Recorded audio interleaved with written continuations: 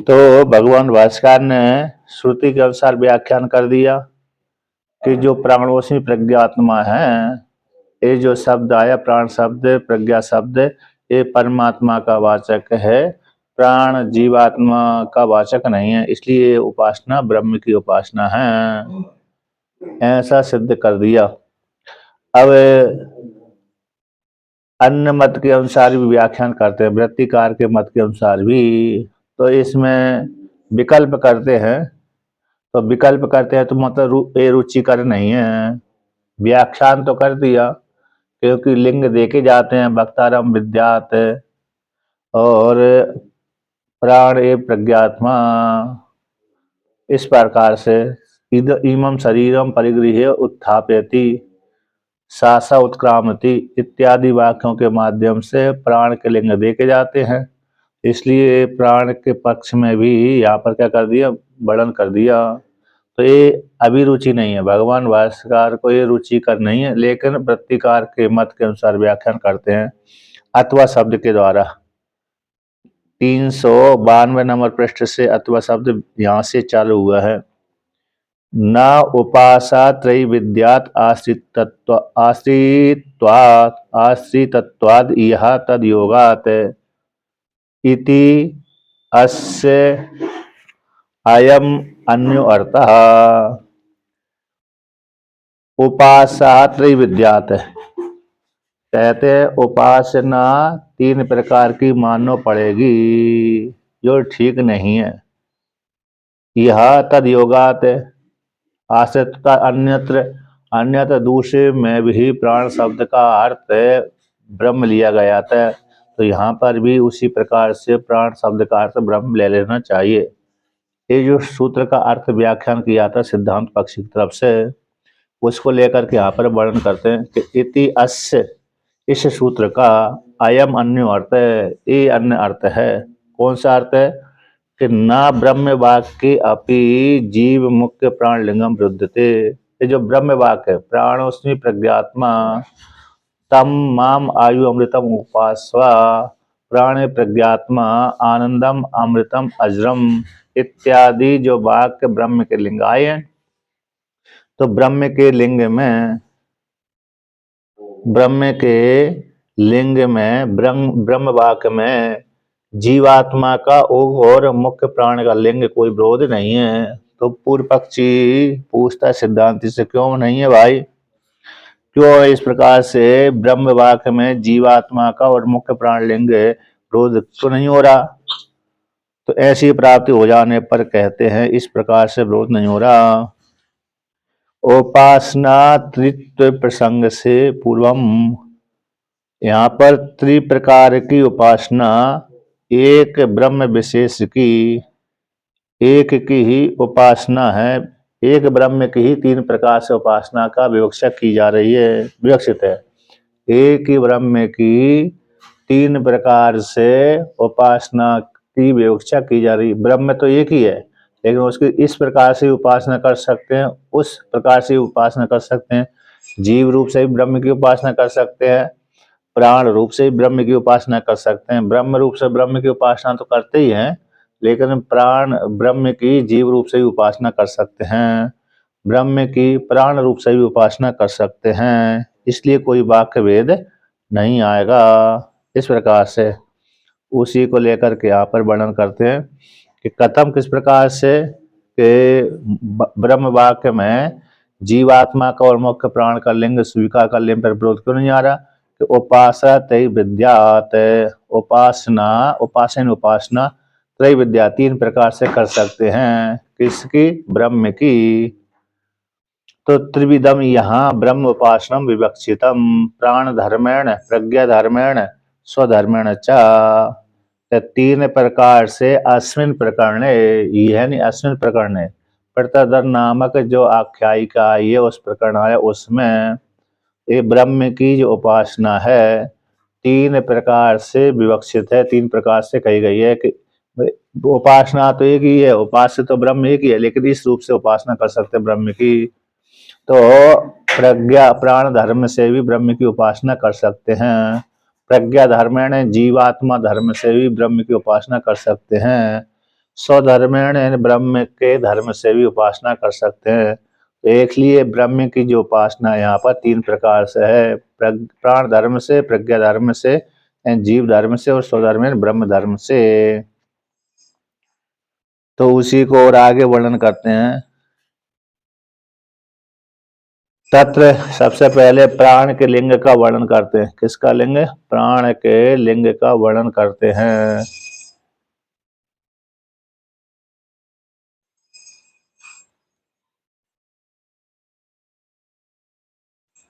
तो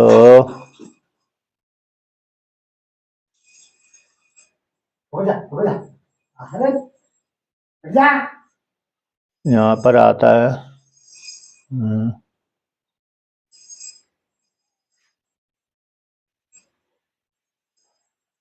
जो माइक है बंद नहीं हो रहा आपका। अरे शिव भगवान जी का जो माइक है ना, अच्छा बंद कर दीजिए, थोड़े घंटुरिया की आवाज आ रही है। हाँ, तो देखिए यहाँ पर तत्र यानी प्राण धर्मेण, प्रज्ञा धर्मेण और स्वधर्मेण, इन तीन प्रकार की उपासना के मध्य में सबसे पहले प्राण धर्म को लेकर के यहाँ पर वर्णन करते हैं। तत्र आयुर अमृतम उपासस्व, आयुर अमृतम उपासस्व आयु प्राण इति।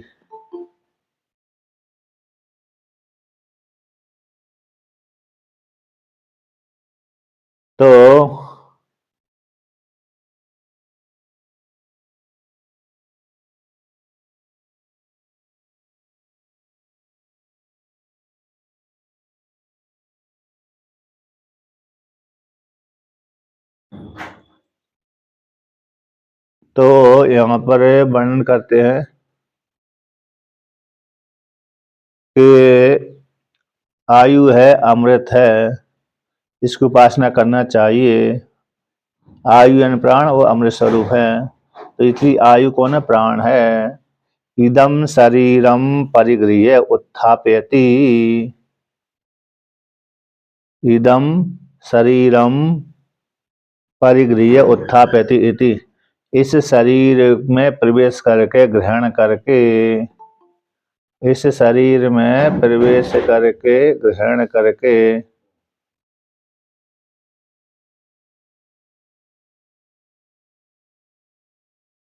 तो ग्रहण करके इसको ऊपर है कार्य में, कार्य रूप व्यापार में प्रेरित करता है। कौन? प्राण।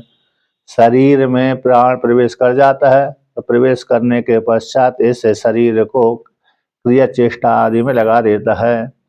यदि तस्माद एतद एव उक्तम उपासिता इति च प्राण धर्म, तस्मात इसी दूसरे, एतद इसको, इसको प्राण को उक्त उठाने वाला होने से, उक्त यानी ऊपर उठाने वाला होने से, इस नाम से, उक्त नाम से उसकी उपासना करना चाहिए। यानी प्राण रूप से, उक्त यानी प्राण, इस रूप से उपासना करना चाहिए। इस प्रकार से अब आगे कहते हैं, तो ये प्राण धर्म, यहाँ से प्राण का धर्म का वर्णन कर दिया। अब जीव का धर्म वर्णन करते हैं, अन्य का। कहते अत अत अत अत यथा अस्सी प्रज्ञाई सर्वाणि भूतानि एकी भवन्ति, एकी भवन्ति तद व्याख्यास्यामः इति उपक्रम्य वाग एव अस्य एकम अंगम अदुदुहत, तस्यै नाम परस्ताद प्रतिविहितः भूतमात्रः प्रज्ञया वाच्यम समारूह्य वाचा सर्वाणि नामानि आपनोति इत्यादि प्रज्ञा धर्मः। तो यहाँ पर वर्णन करते हैं, उत्थापयति इति उक्थम, है ना, उत्थापयति इति उक्थम, उक्थत्वम, ऐसा वर्णन किया प्राण धर्म। तो कहते हैं यहाँ पर कि अत इसके अनंतर अस्य ही, इसके लिए प्रज्ञा के लिए सर्वाणि भूतानि, जीवात्मा रूप प्रज्ञा के लिए सारे भूत एक ही भवंती, कैसे एक ही भूत हो जाते हैं। इस प्रकार से तद व्याख्या सम, उसका व्याख्यान करना चाहिए। तो यहाँ पर जिस प्रकार प्रज्ञा है जीव के लिए, जीव संबंधी, जीव के लिए जीव संबंधी सब भूत, जितने भूत प्रपंच है दृश्य आदि है, तो कहते हैं किसके लिए, अधिष्ठान चिद रूप में एकता को प्राप्त होते हैं। तो इससे प्रज्ञा के लिए सारे भूतानि एक ही भवंती, एक ही भवंती, एक ही भूत हो जाते हैं किसी आत्मा की प्राप्ति के लिए। इस प्रकार से उसका व्याख्यान करना चाहते हैं, तद व्याख्या से हम उसका व्याख्यान करना चाहते हैं, व्याख्यान करेंगे। तो यहाँ पर बुद्धि प्राण का, अच्छा आगे कहते हैं बुद्धि और प्राण का दोनों का सह स्थिति उत्क्रांति उक्ति अनंतरम इत्यर्थ। यहाँ पर जो अत शब्द आया था, बुद्धि और प्राण, ये दोनों को, बुद्धि को और प्राण को साथ साथ स्थिति उत्क्रांति के कथन करने के अनंतर अत शब्द आया। प्रज्ञा पद से, यहाँ पर प्रज्ञा पद से क्या लिया गया है, कहते हैं प्रज्ञा पद से यहाँ पर लिया गया आवास के सहित जीव नामक बुद्धि उच्चते। तो प्रज्ञा, अस्य प्रज्ञा यही, तो आवास के सहित जीवाख नामक बुद्धि उच्चते। आवास यानी प्रतिबिंब, आवास का अर्थ वही है प्रतिबिंब, चैतन्य परमात्मा का प्रतिबिंब, उसके सहित बुद्धि प्रज्ञा शब्द के द्वारा कही गई है। तो तस्य संबंधी, तो अस्य प्रज्ञा के लिए, प्रज्ञा संबंधी, प्रज्ञा के साथ संबंध होने वाले जितने भी, कितने हैं, दृश्यानि, सर्वाणि दृश्यानि भूतानि यथा एकम भवंती, एक ही भूत हो जाते हैं। यानी अस्य जीवात्मा के लिए, फल देने के लिए, भोग कराने के लिए, है ना, तो सारे दृश्य प्रपंच एक ही भूत हो जाते हैं। सर्वाणि भूतानि यथा एकम भवन्ति, अधिष्ठान चेतन चिद आत्मा के द्वारा, यानी अधिष्ठान चिद आत्मा रूप से। तो एक ही भवंती शब्द का अर्थ किया टीका में, अधिष्ठान रूप जो परमात्मा है, अधिष्ठान सिद्ध आनंद रूप से, चिदात्मा रूप से एक ही भूत हो जाते हैं, सब कुछ ब्रह्म ही है। तथा उसी प्रकार से व्याख्या श्यामा, जिस प्रकार से सारे भूत अधिष्ठान रूप परमात्मा में एक ही भूत हो जाते हैं, जैसे सुसुप्ति अवस्था में जाते हुए संपूर्ण जगत प्रपंच एक ही भूत हो जाता है परमात्मा में, उसी प्रकार से परमात्मा ज्ञान स्वरूप परमात्मा में, यानी महाप्रलय में परमात्मा के साथ संपूर्ण जगत एक ही भूत हो जाता है। तो उसी प्रकार से यहाँ पर कहते हैं अस्य आवास के सहित बुद्धि जो कही गई है प्रज्ञा पर से, ऐसे जीवात्मा के लिए, परमात्मा के लिए, उसके साथ बुद्धि के साथ संबंध होने वाले दृश्य प्रपंच और भूत आदि है, जिस प्रकार से एक ही भूत हो जाते हैं अधिष्ठान चैतन्य रूप से, क्योंकि उसी में कल्पित है। अधिष्ठान रूप चैतन्य में ही संपूर्ण जगत कल्पित है, इसलिए अधिष्ठान चैतन्य आत्मा रूप से एक ही भूत हो जाते हैं। तथा उसी प्रकार से व्याख्या सामा, उसका व्याख्यान करेंगे ऐसा उपक्रम करके, ऐसा उपक्रम कर दिया। तो इति उपक्रम करके भाष्य में बाघ एव अस्य एकम अंगम अदुदुहत, तो अस्य इस प्रज्ञा के लिए, प्रज्ञा रूप जीवात्मा के लिए, प्रज्ञा पद से यहाँ पर लिया गया था कौन सा, यानी आवास के सहित जीवाख्य बुद्धि। तो इसलिए ये अस्य इसके लिए, तो षष्ठी जो षष्ठी आई, चतुर्थी आई, उसको षष्ठी अर्थ में स्वीकार कर लेना चाहिए। तो बाघ ही अस्य प्रज्ञा शब्द के अंग का एकम अंगम अदुहत, एकम अंगम अदुदुहत, तो वाणी ही अस्य प्रज्ञाभू बुद्धि का, चेतन रूप जीवात्मा के एक अंग को क्या कहते हैं, अदुदुहत पूर्ण कर देती है। कौन? बुद्धि। मतलब अरे वाणी। वाणी ऐसे जीवात्मा के जो एक अंग कमजोर है, अंग कम है, उस अंग को ये पूरा करती है वाक। तस्यै, उसी प्रज्ञा के लिए, जीवात्मा रूप प्रज्ञा के लिए, नाम परस्ताद प्रतिविहिता भूत मात्रा, जो नाम है आगे अर्धभाग को, है ना, परस्ताद आगे के, जो आगे का अर्धभाग है, प्रतिहिता विहिता भूत मात्रा, तो भूत मात्रा जितने भूत प्रपंच है वो सारे नाम के द्वारा ही गृहीत होते हैं। तो इसलिए एक अंग वाणी प्रज्ञा रूप बुद्धि के, जीवात्मा से युक्त जो बुद्धि है उसके एक अंग को वाणी क्या करती है, पूर्ण करती है। और नाम के माध्यम से, इसके माध्यम से, नाम के माध्यम से प्रीतिता विहिता, यहाँ पर जो प्रतिहिता है, आई शब्द आया, वो तो विहिता, उसको टीका मारता आया है, जैसे एकम अंगम अदुदुहत इति इत्यादि पर्याणाम संक्षिप्त अर्थ के उत्पन्नायाः असत कल्पायाः आभास बुद्धि,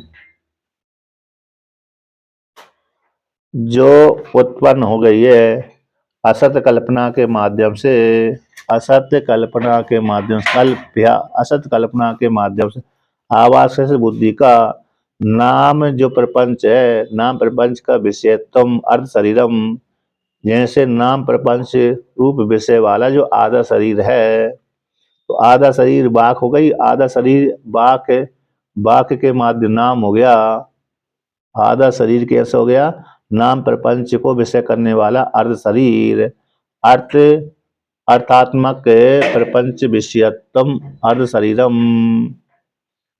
तो जैसे रूप है, रूप बिना नाम के, रूप बिना नाम के पूर्ण नहीं होता, और नाम भी बिना रूप के पूर्ण नहीं होता। इसलिए नाम आधा शरीर है और रूप आधा शरीर है। तो वाणी ही नाम के माध्यम से, वाणी रूप जो नाम, वाणी, वाणी के द्वारा नाम बोला जाता है, और नाम किसी न किसी अर्थ को प्रकाशन करता है। तो आवास सहित असत असत कल्पना के माध्यम से आवास रूप बुद्धि के नाम पंच को विषय करने वाला जो आधा शरीर, उस नाम के माध्यम से वाणी के द्वारा अर्थात्मक जो प्रपंच है उसको विषय करने वाला आधा शरीर, इन दोनों को मिलाकर के विषयित्वाख्य पूर्ण शरीरम, यानी इंद्रियों के माध्यम से तो विषय नामक जो पूर्ण शरीर हो जाता है। नाम और नामी, नाम और नाम के द्वारा जो रूप का प्रकाशन हो रहा है, नाम हो रहा है और रूप हो रहा है, ये दोनों को मिलाकर के पूरा शरीर होगा। ये पूरा शरीर है इंद्रिय के द्वारा शांत होता है। तो इसलिए वाणी नाम के माध्यम से विषय को प्रकाशन करती है। तो इसलिए अस्य प्रज्ञा के लिए, जीवात्मा के लिए वाणी एक अंग को पूर्ण करती है। उसी प्रज्ञा के लिए नाम जो आधा अंग है, वो नाम के माध्यम से भूत मात्रा, यानी भूतों के भूत रूप जो रूप है, जो इंद्रियों के द्वारा भूत मापे जाते हैं, इंद्रियों के द्वारा जो भूत मापे जाते हैं, वो प्रीतिता विहिता प्रकाशिता, इंद्रियों के माध्यम से रूप पांच ज्ञान इंद्रियों के माध्यम से, कर्म इंद्रियों के माध्यम से एक विषय प्रकाशन किए जाते हैं उन भूतों के द्वारा। नाम के माध्यम से, इंद्रियों के माध्यम से भूत सारे मापे जाते हैं। तो आधा अंग नाम हो गया, आधा अंग रूप हो गया, इन अर्थ हो गया, इन दोनों को मिलाकर के एक शरीर बन गया। उसी प्रकार से चक्षु इंद्रिय के माध्यम से रूप का प्रकाशन, त्वचा इंद्रिय के द्वारा स्पर्श का प्रकाशन, रसना इंद्रिय के द्वारा रस का प्रकाशन, घ्राण इंद्रिय के द्वारा गंध का प्रकाशन, कर्म इंद्रिय के द्वारा कर्म का प्रकाशन इत्यादि। तो एक एक इंद्रिय एक एक अंग का प्रकाशन करती हैं। तो इसलिए सारी 10 इंद्रिय 10 विषय को प्रकाशन करती हैं, इसलिए पूरा अंग हो जाता है, पूरा शरीर हो जाता है। तो चक्षु एक अंग को पूर्ण करती है, वाक एक अंग को पूर्ण करती है, अपने अपने विषय को लेकर के एक एक इंद्रिय एक एक विषय को लेकर के पूरा लिंग शरीर का निर्माण कर देती है, बुद्धि को प्रदान कर देती है। बुद्धि के माध्यम से जीवात्मा उस विषय भोग को विषय का उपभोग करता है। यानी ज्ञान इंद्रिय कर्म इंद्रिय अपने अपने विषय को ला करके किसको दे देती है? मन को दे देती है, और मन बुद्धि को दे देता है, और बुद्धि आत्मा के सामने रख देता है। तो आत्मा रूप जो जीवात्मा के सामने रख देता है बुद्धि, तो बुद्धि के पास में बैठा हुआ जो जीवात्मा है उसको विषय को प्रकाशन कर देता है। बुद्धि को भी प्रकाशन करता है, विषय को प्रकाशन कर देता है, तो वही जीवात्मा का भोग हो जाता है, विषय को प्रकाशन करना ही। इसलिए जीवात्मा के सारे अंगों को पूर्ण कर देती है एक एक ज्ञान इंद्रिय कर्म इंद्रिय, यानी बुद्धि के पूरे। तो इस पूरा लिंग शरीर हो गया। तो लिंग शरीर से युक्त होकर के जीवात्मा सुख दुख दोनों का ही अनुभव करता है। इसलिए अब कहते हैं वह परमात्मा, कहते हैं प्रज्ञा के माध्यम से, बुद्धि के माध्यम से वाचम समारूढ़ है, तो वाणी के ऊपर आरूढ़ होकर के वाचा सर्वाणी नामानि आपनोति, वाणी के द्वारा सारे नामों को प्राप्त कर लेता है। जैसे जीवात्मा है, चिदाभास से युक्त होकर के जो जीवात्मा है ना, चिदाभास बुद्धि के ऊपर आरूढ़ होकर के, बुद्धि के ऊपर आरूढ़ होकर के बुद्धि के माध्यम से इंद्रिय में जाता है, इंद्रिय के ऊपर आरूढ़ होकर के फिर विषय देश को जाता है। तो जैसे सिनेमा में जाते हैं जब, तो वहाँ पर जब टाकेज में सिनेमा में जाएंगे तो पर्दे के ऊपर पीछे से रील आती है, एक हर एक प्रकार के रंग की रील आती रहती है। तो वहाँ पर पर्दे के ऊपर ये देखता रहता है, प्रकाश भी जा रहा है, रंग भी जा रहा है, और चित्र भी जा रहे हैं, साथ साथ आवाज़ भी जा रही है, आवाज़ भी दिखती रहती है, वहाँ पर सुनाई पड़ती रहती है। तो जैसे पर्दे के ऊपर तीन चार चीज एक साथ साथ ही दिखती रहती है, रंग, प्रकाश और आवाज़ भी। स्पीकर है तो वहीं उधर से आवाज़ भी सुनाई पड़ती रहती है। तो जिस प्रकार से ऐसे इंद्रिय और प्रकार वहाँ पर रंग प्रकाश आदि जाते रहते हैं पर्दे के ऊपर, उसी प्रकार से यहाँ पर विषय देश को जब जीवात्मा जाता है तो किस प्रकार जाता है? इंद्रिय मन के साथ जीवात्मा विषय देश को जाता है, उसको बोलते हैं त्रिपुटी। जैसे विषय देश में रहने वाला जो विषय है, घट हो विषय, पट हो, जो भी विषय है वो विषय, तो विषय रूप चैतन्य अब यहाँ से इंद्रिय मन यानी अंतःकरण और चेतन जीवात्मा चिदाभास, तो चेतन जीवात्मा अंतःकरण से युक्त होकर के इंद्रिय के ऊपर आरूढ़ होकर के तीन साथ साथ जाती हैं। तो इंद्रिय विषय के साथ संबंध बनाती है, तो विषय का ज्ञान ले लेती, विषय की आकृति इंद्रिय ले लेती है, इंद्रिय के माध्यम से वही विषय का ज्ञान है अंतःकरण में चला जाता है, मन और बुद्धि में चला जाता है, और मन बुद्धि में जा करके वही वो विषय का ज्ञान आत्मा के सामने रख दिया जाता है, तो आत्मा उसको प्रकाशन कर देती है ना। तो मतलब ज्ञान ही लेती है, वहां पर प्रज्ञा की जीवात्मा प्रज्ञा का उपभोग करता है, ना कि विषय का। विषय तो इंद्रियों के माध्यम से जैसे देखना आना आदि, तो विषय तो वहीं रहेगा, लेकिन उसकी छाप अकेली इंद्रियों के माध्यम से अंदर जाती है। आवाज कट कट के आ रही है, बंद ही हो गई आवाज, लैपटॉप पर ज्वाइन होइएगा। अच्छा, मालूम नहीं।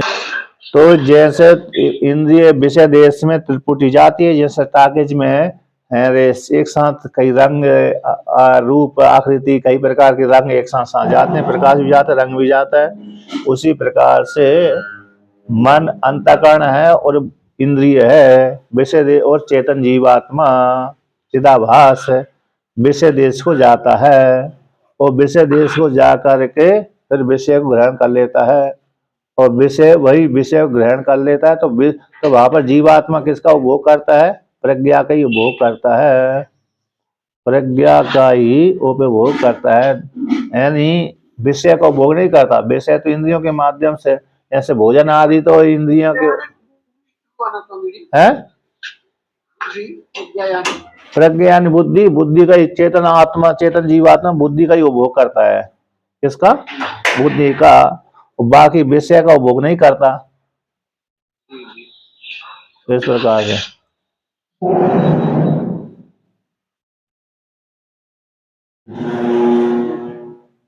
अब आगे कहते हैं, तो इसलिए यहाँ पर वो इसलिए ये वर्णन किया ना, कौन सी? प्रज्ञा के ऊपर, यानी प्रज्ञा के माध्यम से वाणी के ऊपर आरूढ़ होकर के, कौन होकर के? वाणी के ऊपर आरूढ़ होकर के, वाणी के द्वारा सारे नामों को जानता है। उसी प्रकार नामानि व्यापनोति, आपनोति प्राप्त कर लेता है। उसी प्रकार से चेतन जीवात्मा प्रज्ञा से युक्त होकर के रूप चक्षु के ऊपर आरूढ़ होकर के, चक्षु के रूप ऊपर आरूढ़ होकर के सारे रूप को देख लेता है। उसी प्रकार से त्वचा इंद्रिय के ऊपर बुद्धि के साथ अरे किसमें? त्वचा इंद्रिय के ऊपर आरूढ़ होकर के तो स्पर्श का ज्ञान कर लेता है। रसना इंद्रिय बुद्धि के साथ रसना इंद्रिय के ऊपर आरूढ़ होकर के रस का ज्ञान कर लेता है। तो एक एक इंद्रिय के ऊपर प्रज्ञा के साथ यानी बुद्धि के साथ, बुद्धि यानी अंतःकरण, तो अंतःकरण के साथ एक एक इंद्रिय ऊपर आरूढ़ होकर के उस विषय का प्रकाशन कर लेता है, उस विषय को जान लेता है, प्राप्त कर लेता है। इस प्रकार से प्रज्ञा धर्म एवं जीवात्मा का धर्म है। जैसे टीका में आया है, टीका में 394 नंबर पृष्ठ पे, तो तत्र तीसरी पंक्ति है, तत्र कर्मेंद्रियों में बागेव अस्य, वाणी ही अस्य प्रज्ञा का एकम अंगम एंड देह का अर्ध भागम, देह का अर्ध जो आधा भाग है, अदु दुहत यानी पूरिया मासा, अदु दुहत के पूर्ण कर देती है। यानी कर्मेंद्रियों में वाणी अस्य प्रज्ञा का एक अंग को पूरा करती है, देह के आदि अंग को। ऐसे एक एक इंद्रिय है ना, एक एक इंद्रिय एक एक अंग को पूरा कर देती है, इसलिए पूरा अंग हो जाता है। बाक इंद्रिय द्वारा नाम प्रपंच विषय को बुद्धि प्राप्त कर लेती है। बाक इंद्रिय के माध्यम से नाम प्रपंच रूप ज्ञान को बुद्धि क्या कर लेती है? प्राप्त कर लेती है। विषय तो है ना ज्ञान को, क्योंकि ज्ञान बुद्धि क्या करेगी? बुद्धि तो ज्ञान को ग्रहण करेगी, है ना, बुद्धि ज्ञान को ग्रहण करेगी। इसलिए विषय और विषयित्व, जहां पर विषय शब्द आएगा और विषयी शब्द आएगा तो वहां पर विषयी शब्द से ज्ञान ले लिया जाता है और विषय शब्द से विषय ले लिया जाता है। इस प्रकार से तो इसलिए यहाँ पर बाक इंद्रिय के द्वारा नाम प्रपंच रूप ज्ञान को, विषयत्व ज्ञान को बुद्धि प्राप्त कर लेती है। तो चतुर्थी विभक्ति को कहते हैं, षष्ठी अर्थ में व्याख्यान कर लेना चाहिए। पुनः तस्य उसका, पुनः नाम के लिए, नाम ही चक्षुर आदि के द्वारा प्रतिविहिता ज्ञापिता, जो उस प्रज्ञा मात्रा का पुनः नाम जो चक्षु आदि के माध्यम से, चक्षुर आदि के द्वारा, चक्षु आदि इंद्रियों के माध्यम से प्रतिविहिता यानी ज्ञापिता, ज्ञापित होती हुई, क्योंकि नाम भी, नाम को कैसे जानता है? चक्षु आदि के माध्यम, सामने यदि खड़ा हुआ है व्यक्ति तो ये रूप वाला पिंड इस नाम वाला है, इस रूप वाला जो पिंड दिख रहा है सामने इस नाम वाला, इस प्रकार से चक्षु आदि के माध्यम से तो ज्ञापित होता है। तो ज्ञापित होती भूत मात्रा, तो भूत मात्रा रूपादि अर्थ रूपा, रूपादि जो अर्थ रूपा है, परस्ताद अपराधे कारण भवती, तो जो भूत मात्रा रूपादि के विषय रूप से, रूपादि जो विषय के माध्यम से आदि अंग में पूर्ण करने में कारण बनती है। किसी फूल को देखा नेत्र ने तो बुद्धि ने तो बता दिया कि ये फूल है, इस रंग का है, इसका नाम ये है। हाँ। वाणी बोले या ना बोले, अब अब वाणी नाम को बोलती है, वाणी के माध्यम से आधा अंग पूरा होता है। मतलब जैसे वो ज्ञान भी आपको फूल का ज्ञान भी तो होगा, किसी शुरुआत में तो होगा ना, कभी कभी कभी ना कभी शुरुआत में तो कभी ना कभी उस फूल का ज्ञान वाणी के माध्यम से पहले श्रवण इंद्र के द्वारा सुनेगा व्यक्ति, फिर बुद्धि के वाणी के माध्यम से फिर किसी दूसरे को बताएगा तो वाणी के माध्यम से बताएगा, श्रवण इंद्रिय के द्वारा सुन करके, बुद्धि के द्वारा जान करके, और फिर किसी को बतलाना है तो वहां पर वाणी के द्वारा ही बतलाएगा।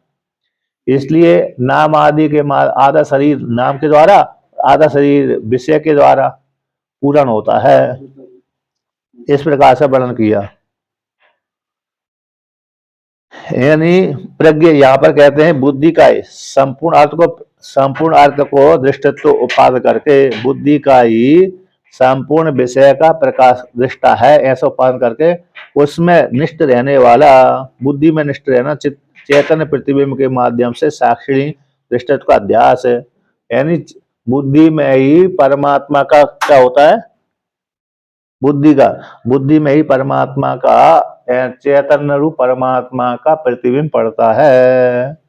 तो बुद्धि के माध्यम से, अंतःकरण के माध्यम से, यानी जब पृथक पृथक सिद्ध हो जाता है कि बुद्धि अलग है और चैतन्य प्रति परमात्मा अलग है, तब उसका साक्षी बन जाता है। यानी जो प्रतिबिंब है, प्रतिबिंब बुद्धि से भिन्न है। यानी प्रतिबिंब भी इसके माध्यम से, बिंब के द्वारा बिंब का ही जो प्रतिबिंब है बिंब से भिन्न नहीं है। आवाज को लेकर के तो मिथ्या है, आवाज बात को लेकर के बुद्धि में पड़ने वाला जो प्रतिबिंब है वो तो आवासवाद के अनुसार तो मिथ्या सिद्ध होता है, किंतु प्रतिबिंबवाद को लेकर कहते हैं कि बिंब, तो वो बिंब से भिन्न नहीं है। जो प्रतिबिंब दिख रहा है वो बिंब से भिन्न नहीं है। इसलिए तो वहां पर वो बुद्धि का जब प्रतिबिंब बिंब से भिन्न है तो उस काल में बुद्धि का वे साक्षी बन जाता है। इसीलिए यहाँ पर कहते हैं बुद्धि का संपूर्ण अर्थ का दृष्टित्व सिद्ध करके उस बुद्धि में रहने वाला चैतन्य प्रतिबिंब के द्वारा, चैतन्य के प्रतिबिंब के माध्यम से साक्षी में दृष्टित्व अध्यास, साक्षी परमात्मा में दृष्टा का अध्यास करते हैं प्रज्ञा के माध्यम से, कि वह आत्मा प्रज्ञा के साथ वाणी के ऊपर आरूढ़ होकर के वाणी के द्वारा संपूर्ण नामों को व्याप्त कर लेती है। यानी टीका में पुनः नीचे से तीसरी पंक्ति, बुद्धि के द्वारा, बुद्धि के माध्यम से चेतन जीवात्मा परमात्मा वाचमन इंद्रिय को समारूह्य सम्यक रूप से आरूढ़ होकर के तस्य वाणी का प्रेरक होकर के, वाणी के द्वारा वाणी रूप करण के माध्यम से सारे नामों को वक्तव्य रूप से आपनोति, चक्षु के द्वारा सारे रूपों को देखता है, चक्षु वाणी के द्वारा वक्तव्य रूप से सभी को व्याप्त कर लेता है और चक्षु के द्वारा सारे रूपों को जानता है। इति एवं दृष्टा भवति, ऐसा आत्मा चेतन जीवात्मा दृष्टा होता है वाणी के माध्यम से, बुद्धि के द्वारा। तो यहाँ पर ये पंक्ति 354 नंबर पृष्ठ पे तीसरी जो पंक्ति है नीचे से, उसमें स्पष्ट लिखा है कि बुद्धि के द्वारा चिदात्मा जीवात्मा, चिदात्मा चैतन रूप जो आत्मा है, बुद्धि के माध्यम से चिदात्मा, चाहे साक्षी, तो साक्षी कह देने से असंग कर दिया, लेकिन यहाँ पर बुद्धि के माध्यम से उसी प्रतिबिंब बढ़ गया, उसी प्रतिबिंब बुद्धि के साथ युक्त हो गया, उसी बुद्धि से युक्त होकर के इन बुद्धि के माध्यम उपाधि, बुद्धि रूप उपाधि के माध्यम से चेतन जीवात्मा जो चिदात्मा है वाणी इंद्रिय के ऊपर आरूढ़ हो जाता है। तो वाणी रूप इंद्रिय के ऊपर आरूढ़ होकर के उस वाणी का प्रेरक होकर के वाणी के द्वारा, वाणी रूप करण के द्वारा सारे नामों को वक्तव्य रूप से प्राप्त कर लेता है। तो इसी प्रकार से चक्षु के ऊपर आरूढ़ होकर के, चक्षु का प्रेरक होकर के सारे रूपों को देखता है। इस प्रकार से वो चेतन जीवात्मा कैसा दृष्टा बनता है। यहाँ पर ये दृष्टा प्रकार से वर्णन कर दिया। अब उसी को कहते हैं, इसलिए कहते हैं कि तथा च सर्वदृष्टत्वम, तो संपूर्ण जगत का जो दृष्टत्व है चिदात्मा में ही दृष्टत्व का अध्यास निमित्तम बुद्धि को लेकर के, बुद्धि का धर्म है, बुद्धि को लेकर के ही वो दृष्टा होता है, बाकी दृष्टा कहने की आवश्यकता नहीं है। दृश्य को लेकर के दृष्टा संज्ञा होती है तो बुद्धि के माध्यम से ही चेतन जीवात्मा में दृष्टा संज्ञा होती है, बल्कि वो दृंग स्वरूप है ना। दृष्टा का अध्यास, अध्यास निमित्त में कौन है? बुद्धि। वो बुद्धि का धर्म, बुद्धि के मां यदि बुद्धि के साथ संबंध न हो तो आत्मा कैसे हो जाए? दृष्टा दृंग स्वरूप कहलाएगा। और बुद्धि बुद्धि के माध्यम से इंद्रिय, इंद्रिय के माध्यम से विषय का प्रकाशन होता है, क्योंकि परमात्मा संपूर्ण जगत का आधार है। इस प्रकार से वर्णन किया। अब उसी को और आगे वर्णन करते हैं। तो ये प्रज्ञा धर्म कर दिया। अब प्रज्ञा धर्म को और आगे वर्णन करते हैं कि तावा एता सर्व आधारत्व आनंद आदि ब्रह्म धर्म। हाँ, अब यहाँ पर प्रज्ञा धर्म के बाद आनंद के परम ब्रह्म के धर्म को वर्णन करते हैं। तावा एता 10 एव भूत मात्रा अधिप्रज्ञम, 10 प्रज्ञा मात्रम मात्रा अधिभूतम। तो यहाँ पर ताबा एता 10 एव, ये 10 ही हैं। कौन? भूत मात्रा।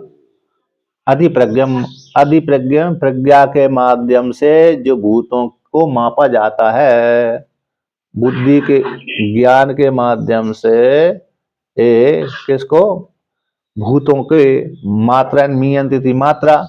तो भूत मात्रा, भूतों को प्रकाशन किया तो मापा जाता है, तो 10 ही हैं। और 10 ही प्रज्ञा मात्रा अधिभूत, तो अधिभूत भूतों के माध्यम से प्रज्ञा मात्रा को मापा जाता है। यानी वो 10 ही, यानी 10 जो इंद्रिय हैं, 10 इंद्रिय अपने 10 इंद्रिय वो अपने विषयों के द्वारा मापी जाती हैं, और 10 जो भूत हैं वो इंद्रियों के द्वारा मापे जाते हैं। अर्थात भूतों रूप की सिद्धि बिना चक्षु के नहीं हो सकती, चक्षु की सिद्धि बिना रूप के नहीं हो सकती। तो एक दूसरे के अधीन रहते हैं। किसके द्वारा? एक दूसरे के अधीन रहते हैं। तो बिना, जैसे नाम की सिद्धि नाम के बिना नहीं हो सकती, और नाम की सिद्धि बिना नाम के नहीं हो सकती। एक दूसरे के कैसे होते? पहरे अपेक्षा रखते हैं, एक दूसरे के अपेक्षा रखने वाले होते हैं। तो उसी को विवरण करते हैं कि यदि यदि ही भूत मात्रा न स्यु न प्रज्ञा मात्रा स्यु, यदि भूत मात्रा न होती तो प्रज्ञा मात्रा भी नहीं होंगी, यदि भूत मात्रा नहीं है तो प्रज्ञा मात्रा की सिद्धि नहीं होगी।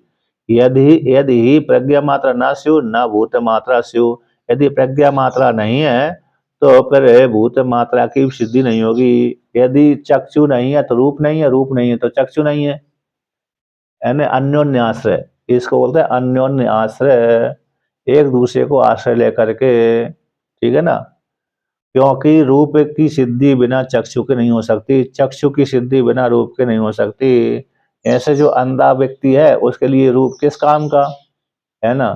अब रूप ही नहीं है तो उसके लिए चक्षु किस काम की। ऐसे सुषुप्ति अवस्था में अथवा अंधकार में, गहरा अंधकार में चक्षु तो है लेकिन रूप, वहां पर रूप नहीं है। चक्षु है, अंधकार है, इसलिए वहां पर रूप, चक्षु होने पर भी रूप का प्रकाशन नहीं हो पाता, क्योंकि रूप को देखने के लिए जो प्रकाश है वो प्रकाश नहीं था वहां पर। तो इसलिए गहरे अंधकार में चक्षु होने पर भी रूप की सिद्धि नहीं हो पा रही, रूप की सिद्धि नहीं हो पा रही, चक्षु भी व्यर्थ हो गई, चक्षु भी व्यर्थ हो गई। अंधे वाले व्यक्ति के लिए चक्षु नहीं है तो उसके लिए वो रूप है, रूप तो है लेकिन अंधे वाले व्यक्ति की चक्षु नहीं है तो इसके लिए रूप भी व्यर्थ है। इस प्रकार से तो एक दूसरे अन्योन्य आश्रय कहलाता है, एक दूसरे की आश्रय, एक दूसरे की अपेक्षा रखता है। इंद्रिय इंद्रिय विषय की अपेक्षा रखती है, विषय इंद्रिय की अपेक्षा रखती है। इसलिए भूत मात्रा यदि नहीं होगी, भूत नहीं होंगे तो प्रज्ञा मात्रा की सिद्धि नहीं होगी, इंद्रियों की सिद्धि नहीं होगी। यदि इंद्रिय नहीं है तो फिर भूतों की सिद्धि नहीं होगी। उसी को और विवरण करते हैं, नहीं अन्यतर तो रूपम किंचन सिद्धेत, एक के होने पर एक की सिद्धि नहीं होती। अन्यतर तो रूपम किंचन न सिद्धेता, एक के न होने पर रूप की सिद्धि नहीं होती। अब आगे कहते हैं, एक दूसरे के परिपूरक कहलाए। हाँ, एक दूसरे के परस्पर ग्राह्य ग्राहक है, दोनों का परस्पर सापेक्षत्वम, दोनों को ग्राह्य अपेक्षा रखते हैं, अन्योन्य आश्रय, एक दूसरे का आश्रय रखते हैं। तो ग्राह्य एक ग्राहक है, एक ग्राह्य है, तो ग्राह्य ग्राहक दोनों का परस्पर अपेक्षा होती है। ग्राह्य वस्तु को ग्राहक की अपेक्षा होती है, ग्राहक वस्तु को ग्राह्य की आवश्यकता होती है।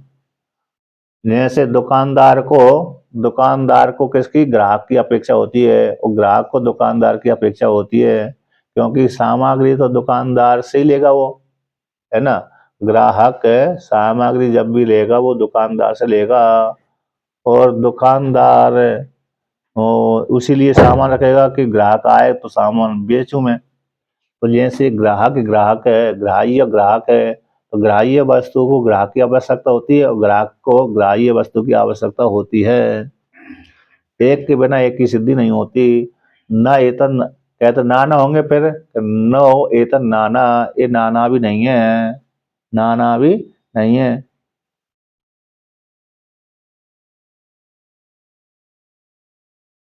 इसलिए यहाँ पर कहा है, कहते ग्राह्य के द्वारा ग्राह्य स्वरूप अपना सिद्धि, ग्राह्य के द्वारा ही सिद्धि होती है। एवं इसी प्रकार ग्राहक भी ग्राह्य की अपेक्षा किए बिना सिद्ध नहीं होता, इसलिए सापेक्ष होता है। एतद ग्राह्य ग्राहक द्वयम वस्तु तो न भिन्नम, तो ग्राह्य और ग्राहक दोनों वास्तव में भिन्न नहीं है, वास्तव में भिन्न नहीं है, किंतु चिदात्मा में आरोपित हैं, चेतनु परमात्मा में आरोपित हैं। यानी ग्राह्य ग्राहक वस्तु किसमें, चेतनु परमात्मा में आरोपित है, कल्पित हैं। यानी अधिष्ठानु परमात्मा में जगत कैसे कल्पित है, इंद्रिय और इंद्रिय का विषय चेतनु परमात्मा में कल्पित है ना। इसलिए नाना नहीं है, यदि नाना मानेंगे तो एको हम द्वितीय श्रुति का बाद हो जाएगा। इसलिए नो एतद नाना, ग्राह्य ग्राहक और ब्रह्म ये तीन भूल जाए कि नहीं, ये नाना नहीं है, ये कल्पित है, अधिष्ठानु परमात्मा में कल्पित हैं। तो उसी को दृष्टांत द्वारा समझाते हैं। नानत्व तो सब माया का खेल है। हाँ, माया को लेकर के माया परमात्मा में कल्पित है। माया नाना तो माया खेल, और माया परमात्मा में अधिष्ठानु परमात्मा में कल्पित है, उसी को विवरण करते हैं। तद यतः रथस्य अरेषु नेमि अर्पिता, नावौ अरा अर्पिता एवं एव एता भूतमात्रः प्रज्ञामात्रा सु अर्पिता, प्रज्ञामात्रः प्राणेषु अर्पिता, सा एषा प्राणे प्रज्ञात्म इत्यादि ब्रह्म धर्म। तो इत्यादि ब्रह्म धर्म कहते हैं, जैसे जैसे रथ है, उसके अरों में नेमी अर्पित है। रथ के अरों में, अरे बोलते हैं डंडे, वो अरों में नेमी अर्पित है। नेमी यानी बाहर की नेमी और भीतर की नेमी, क्योंकि दंड को रोकने के लिए अरो यानी दंड, और दंड को रोकने के लिए बाहर भीतर का एक प्लेन होना चाहिए, खांचा होना चाहिए। खांचा जब तक नहीं होगा तब तक वो दंड रुक नहीं सकते, है ना। इसलिए बाहर भीतर को नेमी बोलते, नेमी नावी। तो जैसे नेमी अरों, रथ के अरों में नेमी अर्पित रहती है, और नाभि में अरा अर्पित रहते हैं, नाभि में अरा अर्पित रहते हैं, ठीक है ना। एक भीतर की नेमी हो गई, बाहर के नाभि हो गई।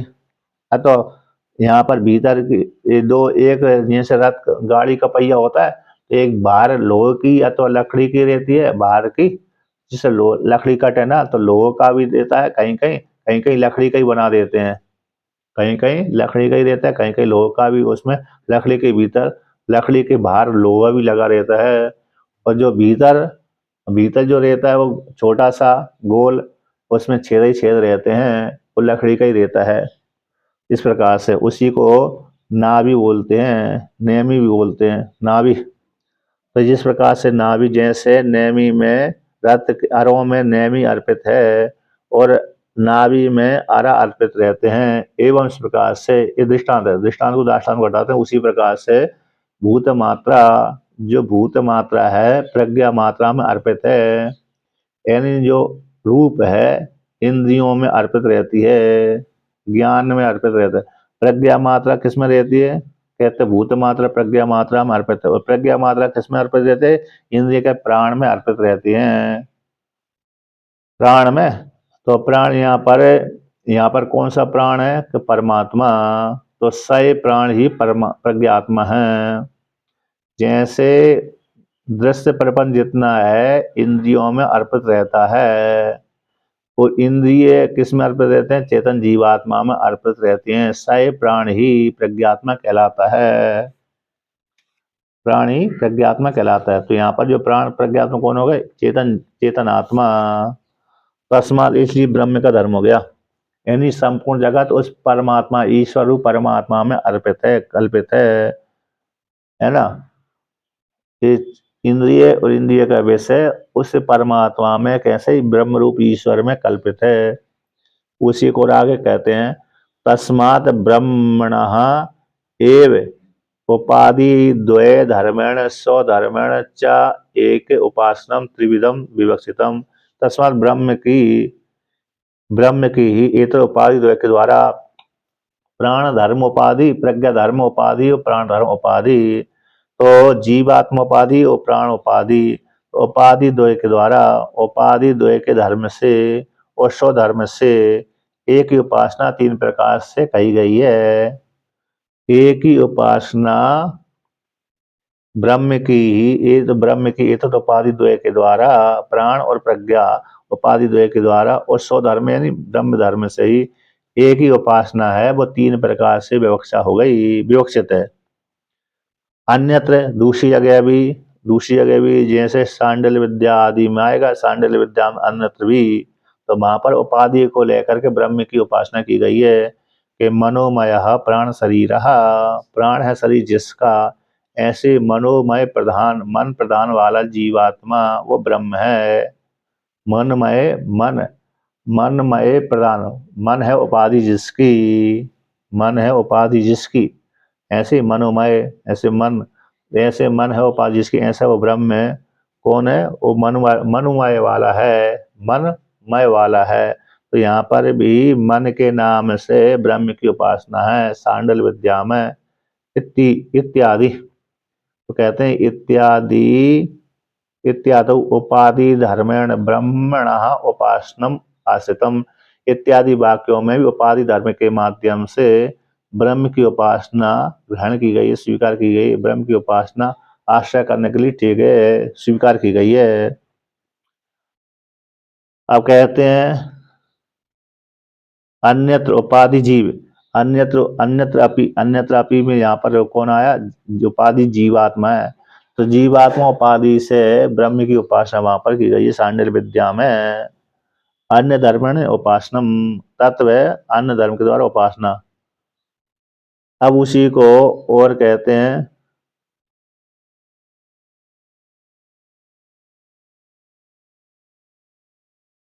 तो कहते हैं यह अपि तद युज्यते वाक्यस्य उपाधि उपक्रम उपसंगाराभ्याम एक अर्थत्व अवगमात प्राण प्रज्ञा ब्रह्मलिंग अवगमाचा।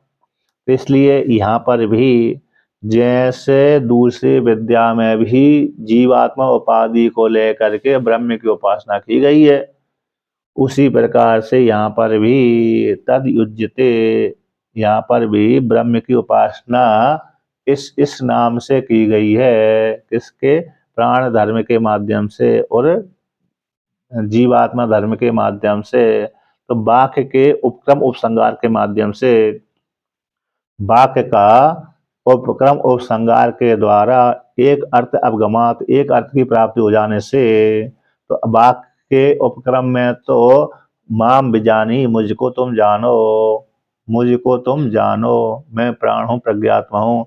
तो अंत उपसंगार में कहते प्राण प्रज्ञात्मा आनंदो अजर अमृता, इस एक वाक्य उपसंगार आया है, इसलिए ये ब्रह्म की ही उपासना है। तो वाक्य के उपक्रम उपसंगार के माध्यम से एक अर्थ जाना जाता है, एक अर्थ जाना जाने से तो प्राण और प्रज्ञा और ब्रह्म, प्राण का लिंग, प्रज्ञा जीवात्मा का लिंग, ब्रह्म के लिंग के जाने से ये प्रसंग किसका? ब्रह्म का ही प्रसंग है। लेकिन ब्रह्म की उपासना प्राण के रूप से भी की जा सकती है, प्रज्ञा जीवात्मा के रूप से भी की जा सकती है, ब्रह्म के रूप से तो करते ही हैं।